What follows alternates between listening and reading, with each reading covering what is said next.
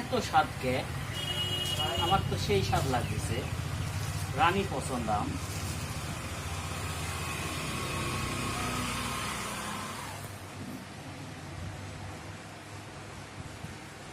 লোক কিন্তু জাদা মাথা ভিডিও করে টাকা ইনকাম করছে না।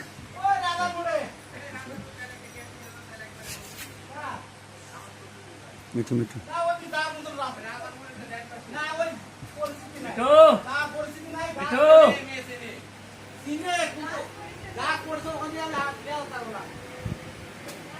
মিঠু আম খাই দাও।